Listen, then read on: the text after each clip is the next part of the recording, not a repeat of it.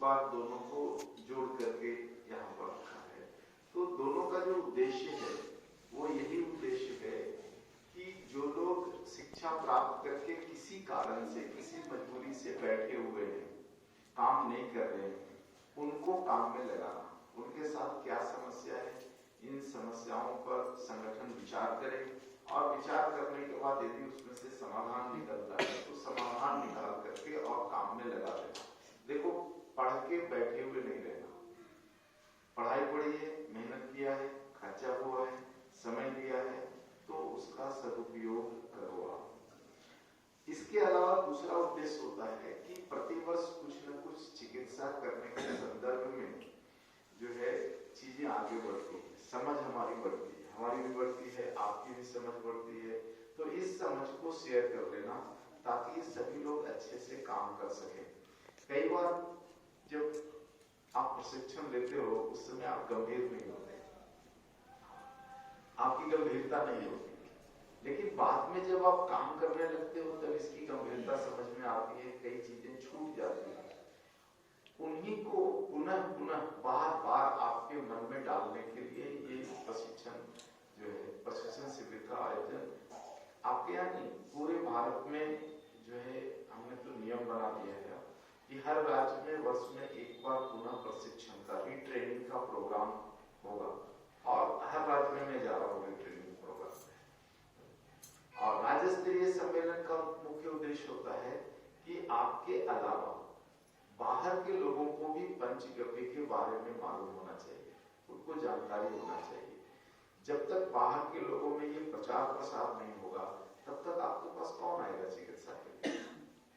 विषय भले ही बहुत पुराना है लेकिन लगभग ये लुप्त हो गया था, इसको पुनर्जीवित किया गया। तो पुनर्जीवित किया गया तो लोगों को बताना तो पड़ेगा, लोगों को एक समझ तो देनी पड़ेगी। तो इसके लिए सम्मेलन करते हैं ताकि बाहर के लोगों की सहभागिता इसमें ज्यादा हो और बाहर के लोग समझें। सम्मेलन होता है, समाचार पत्रों में खबरें छपती है, उन खबरों से बहुत सारे लोगों को जानकारी होती है कि ये भी एक चिकित्सा विधा है, इसमें क्या होता है। तो ये देखो, जब तक आप धरातल पर काम नहीं करोगे इन सारे विषयों पर, तब तक आपके पास भीड़ नहीं होगी, आपके पास समझ नहीं होगी। देखो, आज से 20 साल पहले जब इस विषय पर हमने काम शुरू किया था तो गौमूत्र पीने के नाम पर लोग चौंकते थे और कितनी उल्टी सीधी बातें सुननी पड़ी, ये सारा कुछ हुआ। लेकिन 20 साल हम लोगों ने जो परिश्रम किया पूरे भारत में कितने 10 तो महासम्मेलन हो गए अभी तक, और प्रादेशिक सम्मेलनों की संख्या मुझे लगता है 50 से अधिक हुआ है। तो इतने सारे सम्मेलन हम लोगों ने जो मिलकर के किया है और मरीजों के ऊपर जो काम किया है, तो इस पुरुषार्थ का नतीजा है कि 20 साल में कम से कम पूरा भारत जान तो गया कि ये भी एक चिकित्सा विधा है। और गाय से केवल दूध नहीं, इसके अलावा भी बहुत सारी चीजें हो सकती है, इसकी जानकारी दे। तो 20 साल में इतनी जो प्रगति हुई है ये कम नहीं है। आप किसी भी मेडिकल थेरेपी के फाउंडेशन से लेकर के उसके एस्टैब्लिश होने तक का इतिहास अगर पढ़ोगे ना तो हम लोग बहुत तेज गति से चल रहे हैं, बहुत गति फास्ट है, तेज है। मैं तो संतुष्ट हूँ इस गति से। लगता है कि बहुत तेजी से नहीं हो रहा है, लेकिन आप दूसरे मेडिकल थेरेपियों का इतिहास उठा करके देखो। होम्योपैथी को स्ट्रगल करने में 150 साल लगे हैं। 150 साल के स्ट्रगल के बाद जो है वो चीजें यूरोप में एस्टैब्लिश हुई और उसके बाद फिर धीरे धीरे दूसरे देशों में की। एलोपैथी को 200 साल लग गए एस्टैब्लिश होने में अपने आप में। इस तरह से जितने भी मेडिकल थेरेपीज है उनके इतिहास को आप पढ़ोगे ना तो 100 साल से कम किसी को नहीं लगा है अपने आप को स्थापित करने में। जब उससे मैं कंपैरिजन करता हूँ तब मुझे लगता है लोग तो बहुत स्पीड में चल रहे हैं। 20 साल में कम से कम पूरे भारत को बता तो दिया कि ये भी एक थेरेपी है और इससे इतना काम होता है। और अब लोग चौंकते नहीं है इस विषय को जानकर के, पंचगव्य की अवस्थियों पर चौंकते नहीं। गोमूत्र पीना है जी, अर्क पीना है तो चौंकते नहीं है लोग। तो ये कम उपलब्धि नहीं है, और इस उपलब्धि जो मिली है इसमें आप सब लोगों की सहभागिता है। पूरे भारत में जो 8000 गणतंत्र अभी तक तैयार हुए हैं, ये इनमें से जितने लोग लगे हुए हैं सभी के पुरुषार्थ से ये चीजें खड़ी हुई है। तो इसको और आगे कैसे बढ़ाना है, आपको काम करने में, आपके राज्य में काम करने में कहां कहां पर संकट आ रही है। वो संकट हो सकता है सामाजिक संकट भी हो, वो संकट हो सकता है आपका व्यक्तिगत भी हो। तो इन चीजों पर आप संगठन के जो पदाधिकारी लोग यहाँ पर हैं उनके साथ आप बैठिए, देखो शेयर करो, आप संकोच मत करो, शेयर करो। बहुत सारी चीजें हैं जो मेरी समझ में भी नहीं आती, आप लोगों से बहुत सारा आउटपुट मिलता है। अभी देखो जो बैठक हुई थी पिछले बार, संजय जी ने एक प्रस्ताव रखा था कि क्यों ना हम किसानों को सम्मानित करें। देखो मेरे दिमाग में भी बात नहीं आई थी, इनके दिमाग में आया, इन्होंने प्रस्ताव रखा और उसको तुरंत स्वीकार किया, और स्वीकार किया, और 20 किसानों को जो है सम्मानित करने की योजना रखी। पता नहीं वो आज के शेड्यूल में है या कब के शेड्यूल में शादी को पता है। तो देखो ऐसी बहुत सारी चीजें जो है निकल करके आती है। तो जब तक आप शेयर नहीं करोगे, आपस में बैठोगे, तब तक देखो कुछ होता नहीं है। हाँ, अब देखो बहुत सारे गवेषक यहाँ पर हैं जिनको देख रहा हूँ, उनका अच्छा चलता है, लेकिन वो सम्मेलन में नहीं आते, वो सम्मेलन में नहीं आते। उनको लगता है कि मैं 2 दिन सम्मेलन के लिए दूंगा तो मेरा तो 10,000 का नुकसान हो जाएगा। आप कल्पना करो, मैं भी अपना चिकित्सालय बंद करके आता हूँ, मेरा कितना नुकसान होता है। अभी मैं 5 मार्च से प्रवास पर निकला हुआ हूँ, 5 मार्च से और चिकित्सालय बंद है, 25 तारीख को वापस लौटूंगा। 20 दिन चिकित्सालय मैंने बंद किया, किसके लिए? आप 2 दिन अपना चिकित्सालय बंद नहीं कर सकते सम्मेलन में भाग लेने के लिए। मेरा तो देखो 1 साल में 200 दिन चिकित्सालय बंद होता है। तो आप इस बात की गंभीरता को समझिए, और जो लोग नहीं समझते हैं उनको समझाइए। देखो कुछ विषय ऐसे होते हैं ना जिसमें जिंदगी भर पढ़ने की जरूरत पड़ती है। जैसे जो लोग वकालत करते हैं, जिंदगी भर लॉ पढ़ना पड़ता है। ऐसा नहीं कि 4 साल लॉ पढ़ लिया और जिंदगी भर वो लॉ पर प्रैक्टिस कर लेगा, नहीं, उनको जिंदगी भर पढ़नी पड़ती है। इसी तरह से चिकित्सा शास्त्र का जो विषय है ना, कि जिंदगी भर पढ़ना है, जिंदगी भर सीखना है। हर मरीज से आपको कुछ न कुछ सीखना पड़ेगा।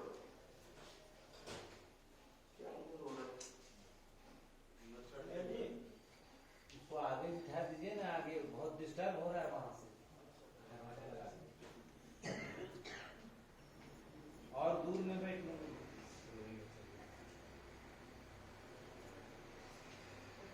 देखो इस विषय को गंभीरता से आप लो, और जब तक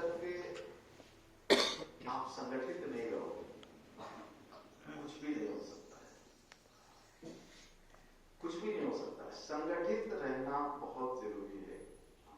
देखो जो एलोपैथी चिकित्सा है पूरी दुनिया में, उनके पास कोई भगवान का दिया हुआ या सरकार का दिया हुआ कोई विशेषाधिकार नहीं है, उनके पास कुछ भी नहीं,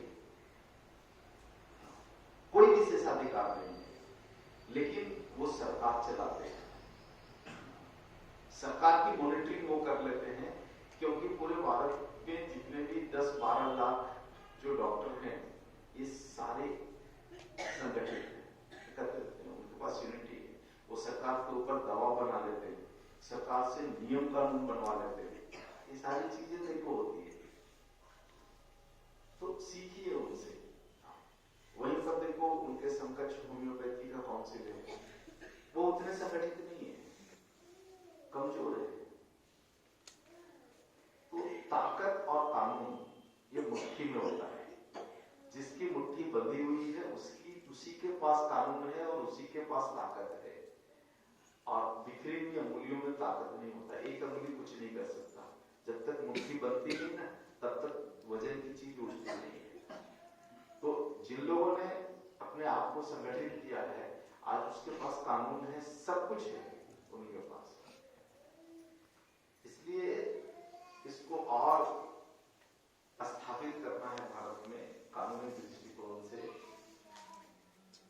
सरकार के ऊपर प्रभाव डालना है तो आपको देखो संगठित होना पड़ेगा। और देखो ये सारी चीजें जो है ऐसा नहीं है कि सरकार के ज्ञान में नहीं है, सारी चीजें 2 साल पहले आयुष ने मुझे नोटिस किया। आप देखो ये कितने छटे हुए बदमाश लोग। 2 साल पहले आयुष ने मुझे नोटिस दिया कि आप ये सारा कुछ किस आधार पर कर रहे हो, क्या कर रहे हो, और उन्होंने उस नोटिस को आयुष के वेबसाइट पे डाल दिया है। आप उठा करके उनका वेबसाइट खोलो तो पंचदेव विद्यापीठ ने जो नोटिस दिया है उसकी कॉपी है वहां पर। मैंने 3 दिन में उसकी रिप्लाई दे दी। नियम है कि रिप्लाई को भी वेबसाइट पे डालना। सरकार ने सवाल किया है तो सवाल का उत्तर जो हमने दिया है उसको भी वेबसाइट पे डालना। लेकिन इतने छटे हुए बदमाश हैं कि उत्तर को नहीं डाला है, क्योंकि उत्तर को अगर डाल दिया तो सारा कुछ क्लियर हो जाता है। हमने सारा कुछ क्लियर कर दिया, किस नियम कानून के तहत क्या क्या एक्ट के तहत ये सारी चीजें चल रही है, अभी तक नहीं डाला है। कारण वही है कि वो जानते हैं कि ये कुछ चंद लोग हैं, ये क्या कर लेंगे। तो संगठित हो जाओ, एकत्रित होकर के काम करो, तो इसमें फिर कुछ भय नहीं रहता। और जो एक सबसे जो अच्छी बात है इस विधा के साथ है जो जुड़ा हुआ है कि मात्र हम लोग मनुष्य की चिकित्सा नहीं कर रहे हैं, इसके साथ साथ पर्यावरण का संतुलन भी हम कर रहे हैं। 2011-12 का जो सर्वे था, जिसमें मैं बार बार अपने व्याख्यान में मैंने कहा है कि मात्र 2.5 करोड़ देखो गाय बची है। आज गायों की संख्या बढ़ गई है, 4 करोड़ से पार कर गई है। ये इंप्रूवमेंट है। और ये जो संख्या बढ़ी है गायों की, वो इसी के कारण कि दूध के बारे में प्रचार हुआ कि देसी गाय का दूध भिन्न है। गायों की संख्या इसलिए बढ़ी कि आप जैसे लोगों ने गवेषित किया, पढ़ाई पढ़ी और चिकित्सा और उत्पाद करने के लिए छोटी छोटी गौशालाएं बनाई जाती। गौशाला भी नहीं बनाई तो घर में गाय लेकर के आ गए, तो इसकी संख्या देखो 1.5 करोड़ बढ़ी है 2013 और कितना 7-8 साल में 1.5 करोड़ भारतीय नस्ल की गाय की संख्या बढ़ गई है। और पहचान कितनी हुई है, मुश्किल से 30-35 प्रजातियों की पहचान थी पहले, आज लगभग 70 प्रजातियों तक तो हम लोग पहुंच गए। 70 प्रजातियों की पहचान तो हमारी हो गई है। गवेषित ये ज्ञान कोश वाला जो अंक है उसमें कुछ 40-45 के आसपास है। अब जब भी नया ज्ञान कोश जब छपेगा तो देखना उसमें 60 से ज्यादा प्रजातियों का विवरण उसमें आकर के आएगा। तो इन सारी चीजों को अगर आप देखो ना तो बहुत तेज गति से हम बढ़ रहे हैं। गति स्लो नहीं है, तेज गति से है। यदि सभी लोग जाग जाए, यहाँ पर जितने गवेषित हैं, आप इतने लोग जो है मुट्ठी भर ही लोग मान लो, यदि जग जाओ तो बिहार में भी बहुत बड़ा काम हो सकता है। हाँ, देखो सरकारें तो सभी उत्सुक है। जिस सरकार के साथ या सरकार के अधिकारियों से बात करते हैं, इच्छा तो सबकी है कि कुछ होना चाहिए, लेकिन इसमें कुछ व्यवधान है। वो व्यवधान क्या आ जाता है, गाय को सीधा का सीधा धर्म का सिंबल मान लिया है कि गाय मतलब वो एक धार्मिक चीज है। ये अभी मन से नहीं निकल रहा है लोगों का कि ये धर्म का विषय। देखो पूरा संसार और संस्कृति ही धर्म का विषय है, लेकिन उसमें से गाय को मात्र एक धर्म के आधार पर नहीं देखा जा सकता। इसमें और भी बहुत सारी चीजें निकल करके आती। तो सरकारें तो देखो सब तैयार है, लेकिन अटकती है गाड़ी वहीं पर कि ऐसा ना हो कि हमारे ऊपर धार्मिकता का ठप्पा लग जाए गाय के पक्ष में अगर आ गए। दूसरी चीजें होती है कि यदि गाय के पक्ष में आ गए और ये चिकित्सा विधा अगर बढ़ गई तो जो बड़े बड़े थेरेपी के इतने बड़े जो टर्नओवर है, इनका क्या होगा, वहां पर चीजें अटक जाती है। तो आखिर ये चीजें कब तक अटकेंगी, सोचकर तो ये चीजें बहुत लंबे समय तक नहीं अटकती है। दुनिया में बहुत सारे देश ऐसे हैं जहां भ्रष्टाचार नहीं है, जहां घुसखोरी नहीं है। उन देशों में जाओ आप, नहीं भी जाओ तो आजकल तो देखो नेट में सारा कुछ उपलब्ध है, वहां आप खंगाल करके देखिए कि वो देश अपने लिए हेल्थ बजट कैसे बनाते हैं। जैसे एक देश है यूरोप का, न्यूजीलैंड की सरकार जब बजट बनाती है, हेल्थ बजट बनाती है, तो सारा फोकस उनका यही होता है कि खर्चा कैसे कम करो, खर्चा कैसे कम करो। यहां होता है, डिमांड होता है कि नहीं इस साल 10,000 करोड़ था तो अगला बजट में ये 12,000 करोड़ होना चाहिए। फिर प्रेशर आता है कि नहीं जी 12,000 करोड़ भी कम बैठता है तो 20,000 करोड़ कर बढ़ता है। लेकिन जो देश जागरूक हैं, जाग गए हैं, उनके लीडर्स आपस में बैठ करके तय करते हैं कि हेल्थ बजट को कैसे गिराना, खर्चा कैसे गिरे। तो जब खर्चा गिराने की बात आती है तब कहते हैं एलोपैथी से बाहर निकलो तो खर्चा गिरेगा। तो आप देखो यूरोप में बहुत सारे देशों ने एलोपैथी को तो पूरा बंद ही कर दिया, पूरा बंद कर दिया। ऐसे ऐसे कड़े कानून लगा दिए हैं कि एलोपैथी ड्रग्स के ऊपर कोई डॉक्टर प्रैक्टिस कर ही नहीं सकता। सीधा नहीं बंद किया है, लेकिन एक्ट ऐसे ऐसे लगा दिए जैसे कोई भी एलोपैथी का एक ड्रग्स अगर किसी मरीज को कोई वहां का डॉक्टर अगर प्रिस्क्राइब करता है तो लिखित में उसको साइड इफेक्ट देना पड़ेगा। ये दवा मैं आपको लिख रहा हूं और इसके साइड इफेक्ट ये हैं, लिख के देगा और उसके ऊपर मरीज एक्सेप्टेंस का साइन करेगा कि मैं स्वीकार करता हूं इस ड्रग के साइड इफेक्ट को झेलने के लिए, और तब वो दे सकता है। ऐसे ऐसे कड़े एक्ट बन गए हैं यूरोप के देशों में। तो बहुत मुश्किल हो गया है एलोपैथी के ऊपर। तो वहां की जो ड्रग्स इंडस्ट्रियां हैं उनका धंधा चौपट हो गया है। तो ये सारे बढ़िया बिस्तर बांध करके हमारे यहाँ आ जाते, भारत में आ जाते, क्योंकि यहाँ तो घुसखोरी चलता है, पैसा तो कोई भी कानून पर बात होगा। देखो परिदृश्य कोई बहुत ज्यादा नहीं बदला है, पार्टियां बदल गई, प्रधानमंत्री बदल गए, सीएम बदल गए, सब बदल गए, अफसरशाहियत आज तक नहीं बदली है।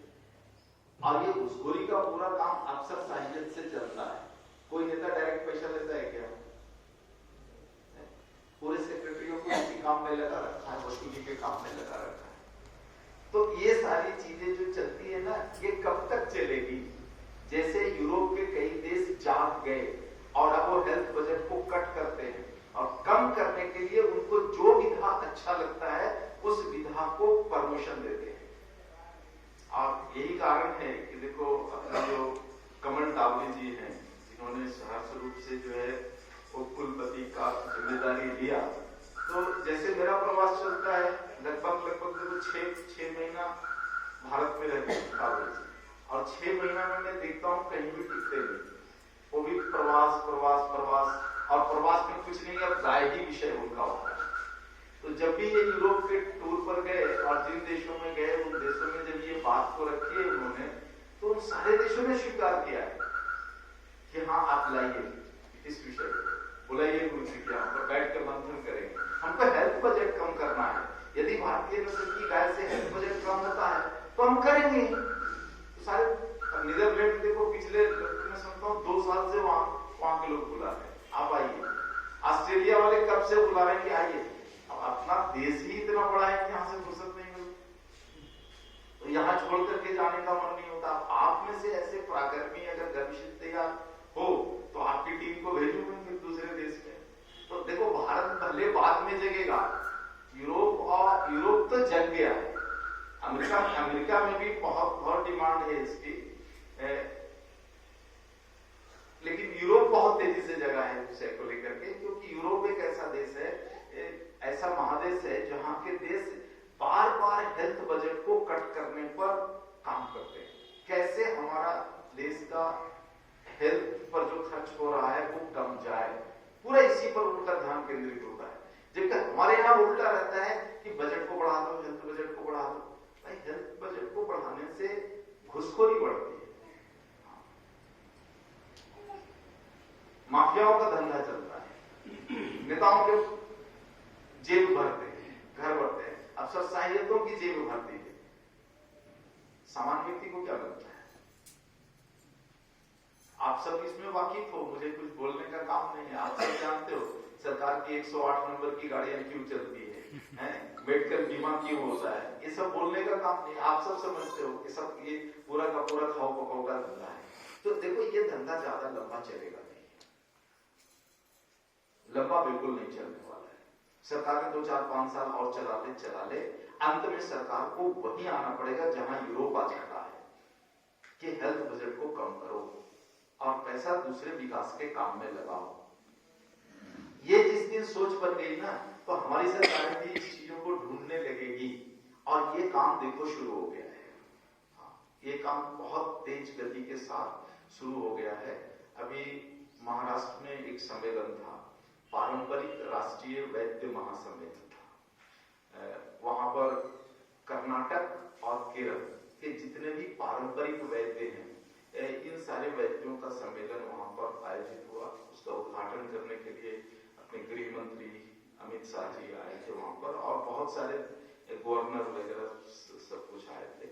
मुझे उन्होंने जो है राष्ट्रीय पारंपरिक वैद्य रत्न का सम्मान भी दिया उन्होंने। तो ये सारी चीजें देखो सरकार के स्तर पर हो रही है। तो सरकार भी रास्ता ढूंढ रही है कि कैसे हम अपने हेल्थ बजट को कम करके और चलें। लेकिन सरकार भी देखो इतने माफियाओं के शिकंजे में फंसी हुई है कि आसानी से ये माफिया निकलने नहीं देते। लेकिन मन में तो वो विचार है, उस विचार का बीज तो बो दिया गया है।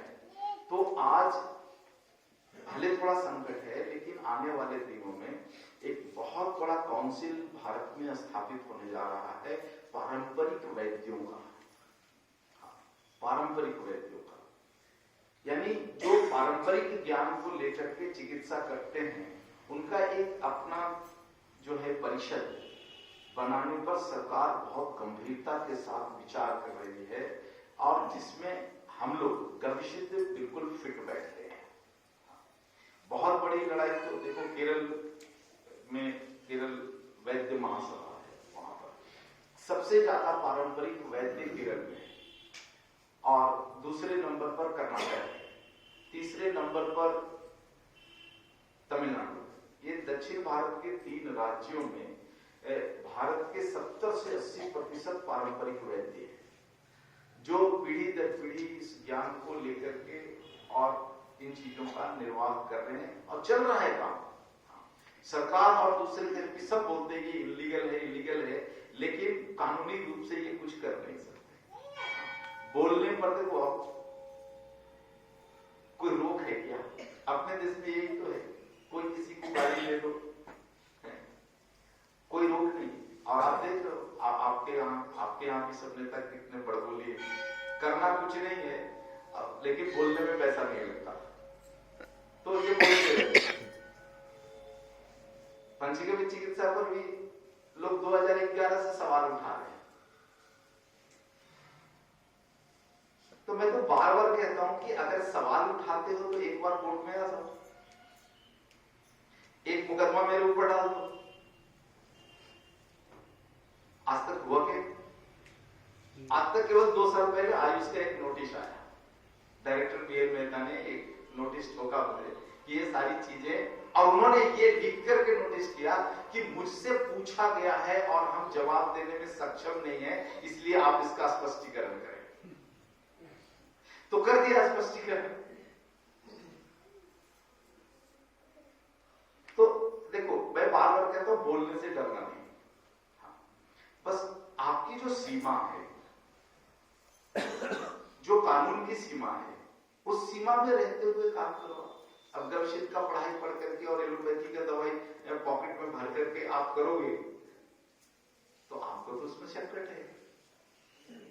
नियम तो यही है कि जो पढ़ाई आपने पढ़ी है, जिसका प्रशिक्षण लिया है, उस विषय में आप काम करें, तो इसमें से कुछ संकट निकल करके नहीं आता है। झारखंड में देखो मदन भाई आए हैं क्या? तो आप पीछे क्यों बैठे? इधर आना चाहिए आपको, आगे आइए। ये बड़ा तकलीफ होता है मुझे, ये नेतृत्व वाले सारे लोग पीछे बैठ रहे हैं। अरे भाई मैं तो कहता हूं देखो, अब तो पिछले 2 साल से डांटना ही मैंने बंद कर दिया है, क्योंकि सबको तकलीफ होती है मेरी डांट से, तो अब डांटना ही बंद कर दिया है। ठीक है, आज भी विशाल बोला था, गुरु जी आप पंच महाभूत पूजा में आएंगे, घर से कोई बैठ नहीं रहा है। अरे क्या हो, तो गलती करेंगे आप डांट देते हो, चलो मैं आता हूं, मैं नहीं डांटूंगा, मैं बैठूंगा।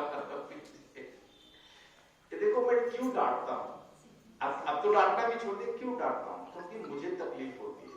आप जब गलतियां करते हो ना तो मुझे बहुत तकलीफ होती है, क्योंकि गलती करने के लिए आपको प्रशिक्षित नहीं किया है। आपको देखो गाय के आर्थिक पक्ष को खड़ा करने के लिए इतना मेहनत किया है, और जब आप गलती करते हो तो फिर मुझसे सहन नहीं होता, लेकिन अब सहना सीख लिया है। आप इन चीजों को गंभीरता से लो। पंचमहाभूत पूजा को आप कभी गंभीरता से नहीं लेते हो। ईमानदारी से बताओ कि आप में से कितने लोग हैं जो नियमित रूप से घर पे पंचमहाभूत पूजा, ईमानदारी से हाथ उठा लें। देखो, बस इस समूह में केवल 2 लोग हैं। आप इसकी गंभीरता को समझो। देखो, ये जो विषय है बहुत सूक्ष्म है, बहुत सूक्ष्म है। हमारा शरीर अंततः, आपको पहले पढ़ाया भी है कि अंततः हमारा ये शरीर तरंग है।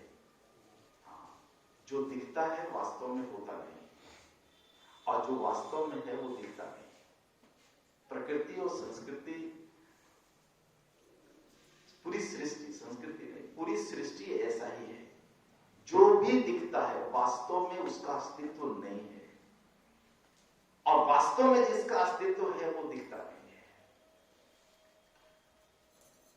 पूरा सृष्टि तरंग से बना हुआ है, ये तरंगे दिखती नहीं है, उसी का अस्तित्व है।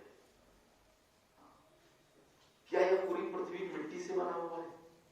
दिखता तो मिट्टी है, मिट्टी का कोई अस्तित्व नहीं है, जल का कोई अस्तित्व नहीं है, अग्नि वायु आकाश किसी का कोई अस्तित्व नहीं है। अस्तित्व नहीं है इसीलिए ये दिखते हैं। अस्तित्व मात्र तरंगों का है जो दिखते नहीं है। तो मनुष्य के शरीर में जो बीमारियां होती है, जो संतुलन बिगड़ने के कारण जो बीमारियां होती है, दिखता है लेकिन वो होता नहीं। जो चीजें होती नहीं उसकी चिकित्सा कैसे करोगे?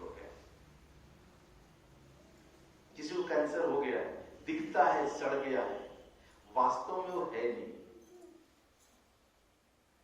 तो आयुर्वेद के मूल विज्ञान में आप जाओगे तो जो है नहीं उसकी चिकित्सा क्या करोगे?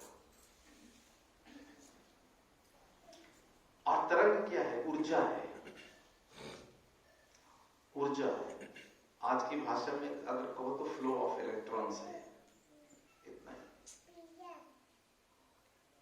तो ऊर्जा है, तो ऊर्जा को आप ऊर्जा से ही आविष्कृत कर सकते हो।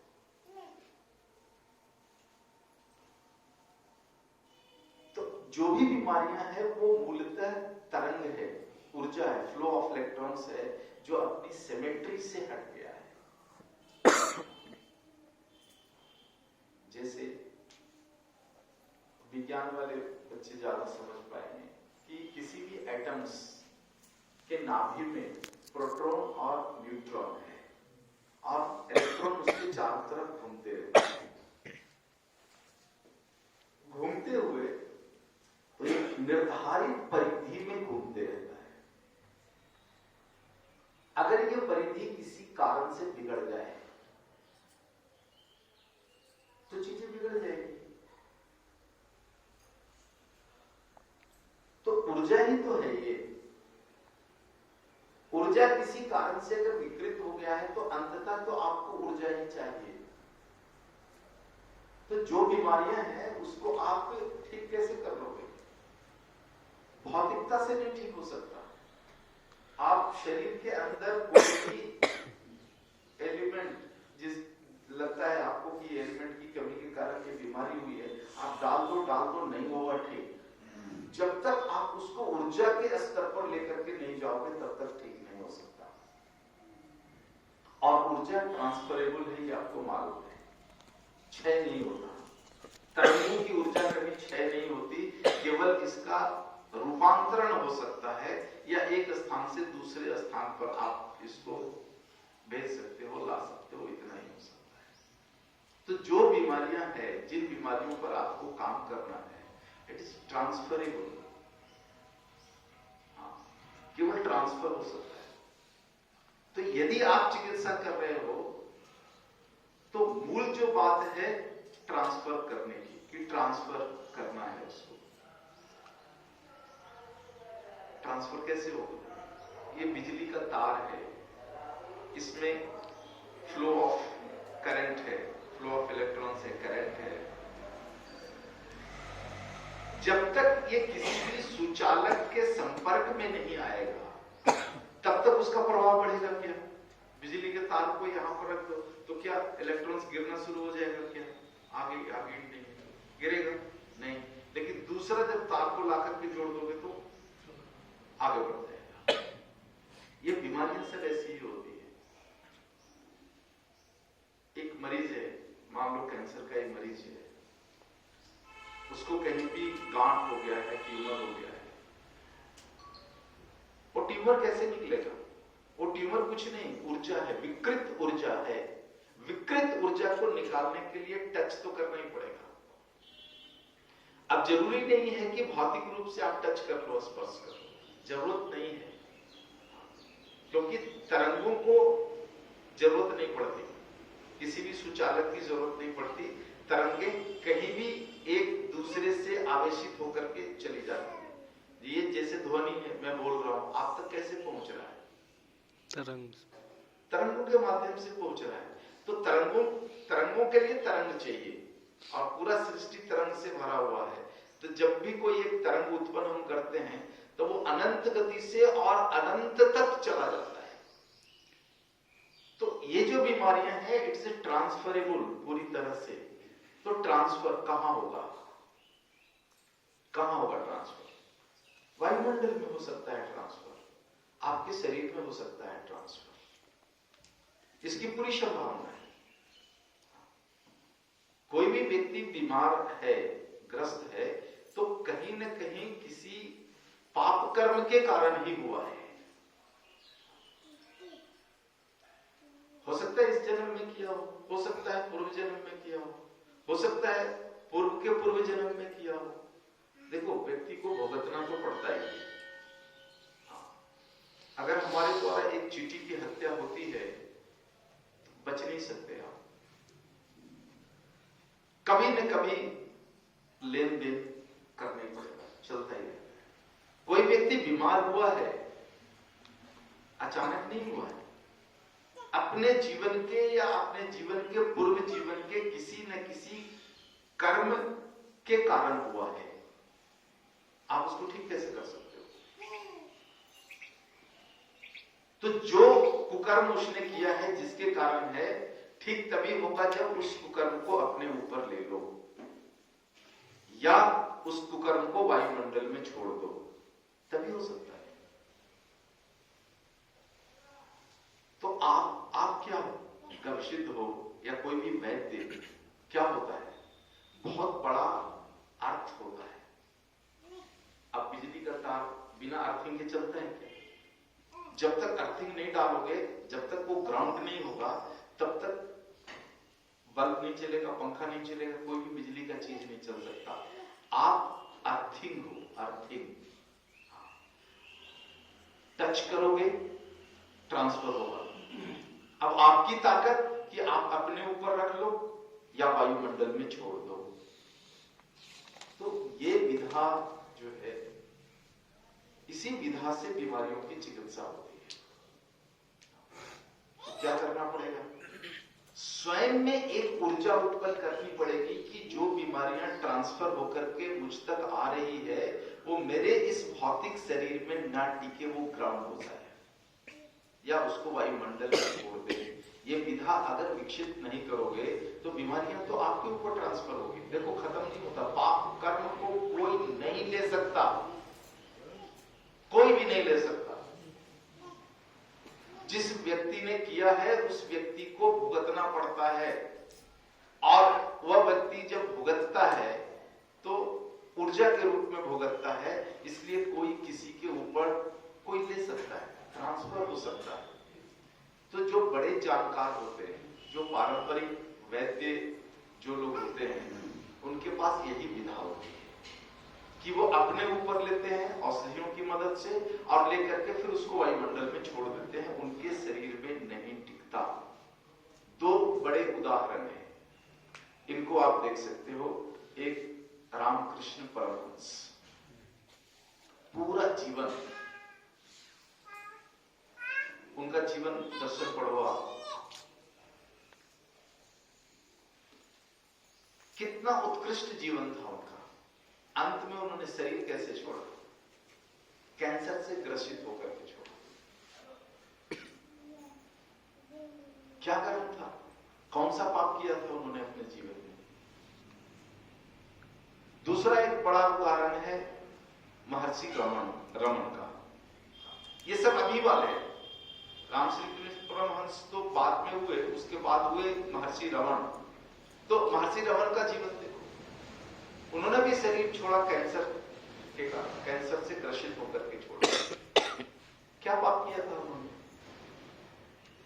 ऋषि रमन तो देखो भोजन भी नहीं करते थे। उनके जो गुरु थे शेषाद्री जी जो है जंगल में चलती हुई गाय को पकड़ते थे और पकड़ के उनका दूध निकालते थे और निकाल के साधना में रमन बैठे रहते थे तो मुंह फाड़ करके पिला देते थे। उस समय भी उनकी साधना टूटती नहीं थी। ऐसा उत्कृष्ट व्यक्तित्व का व्यक्ति को कैंसर हो जाए कैसे संभव है? तो ऐसे बहुत सारे आपको उदाहरण मिल जाएंगे। तो कैंसर हुआ कैसे इन लोगों के पास? तो इन्होंने ट्रांसफर लिया। कोई गृहस्थी आ जाता है, पांव पकड़ लेता है कि नहीं मुझे बचा ही लो, मुझे आप ठीक होने का आशीर्वाद दे दो। संत बड़े कोमल स्वभाव के होते हैं, वो ले लेते हैं अपने ऊपर। अब देखो तरीका है, आपके पास तरीका लेने का है औषधि की मदद से आप ले रहे हो। जो उच्च कोटि के संत हैं उनको औषधि की बीच में जरूरत नहीं पड़ती है, वो तरंग से तरंग ले लेते हैं। साधना की ऊंचाई पर जाओगे तो ये औषधियां कुछ नहीं है, मिथ्या है, झूठ है। कोई भी औषधि झूठ है, इसकी कोई जरूरत ही नहीं है। आप अपने ज्ञान को तरंग लेवल पर लेकर के जाओगे, सारी औषधियां बेकार है, कुछ नहीं है। तो उस स्तर के जितने लोग हैं वो कैसे बीमारियों की चिकित्सा करते हैं? आशीर्वाद देकर करते हैं। उनका आशीर्वाद लग जाता मतलब क्या? उन्होंने अपने ऊपर ले लिया और अपनी साधना के मदद से उन विकृत तरंगों को आकाश में छोड़ दिया और कभी भूल चूक से नहीं छूटा तब वही वो ग्रसित हो जाते हैं। आप भी देखो वही काम कर रहे हो, लेकिन आपके पास उतना रिस्क नहीं है क्योंकि बीच में मीडिएटर है। कौन मीडिएटर है? औषधि। लेकिन महर्षि रमन जैसे, रामकृष्ण परमहंस जैसे लोगों से चूक हो सकती है, आपसे क्यों नहीं हो सकती? तो चिकित्सा का काम देखो आंख मूंद करके करना, अपने आप को खतरा में डालना है। सबसे बड़ा खतरा का काम है ये चिकित्सा का काम। आप इस संकट में ना फंसो, इसी के लिए पंच महाभूत पूजा का प्रबंधन हमने किया है। इसलिए इस पंच महाभूत पूजा की गंभीरता को आप लो। आप यदि इसको जीवन में नहीं धारण करोगे ना, कभी भी बड़े संकट में फंस सकते हो। कभी जो रोगी और आपके बीच जो मीडिएटर है, ये औषधियां, ये अगर कहीं फेल हुई तो बीमारियां आपके ऊपर ही ट्रांसफर होगी, वो कहीं जा नहीं सकता। इसलिए इसको नियमित करना बहुत जरूरी है। पांचों महाभूतों को साध लीजिए। साध लीजिए मतलब जुड़ जाइए। बिल्कुल। जो सबसे बड़ी भूल मॉडर्न साइंस ने की है वो यही भूल की है कि हर वस्तु को इन्होंने निर्जीव मान लिया है। मिट्टी लेके जाओ, एक मुट्ठी मिट्टी लेके जाओ कोई साइंस के लेबोरेटरी में, वो निर्जीव ही तो कहते हैं कि निर्जीव है थी। कुछ दिनों तक तो मॉडर्न साइंस ने पेड़ पौधों वनस्पतियों को भी निर्जीव कहा था, क्योंकि जीव और निर्जीव की व्याख्या उन्होंने वेलोसिटी से की थी कि जिसके पास गति है, जिसके पास वेग है वो जीव है, और जिसके पास गति और वेग नहीं है वो निर्जीव है। बाद में इनको जगदीश चंद्र बसु का जब रिसर्च आया तब इनका आंख खुला कि नहीं, पेड़ पौधों में भी जीव है, उनमें वेग नहीं है फिर भी वो जीव है। आज भी वो यही भूल कर रहे हैं कि मिट्टी को निर्जीव समझ रखा है, जल को निर्जीव समझ रखा है, अग्नि वायु आकाश को निर्जीव समझ रखता है। निर्जीव से जीव कैसे बन सकता है? एकदम सरल बात है, सोच के देखो कि जिसमें प्राण नहीं है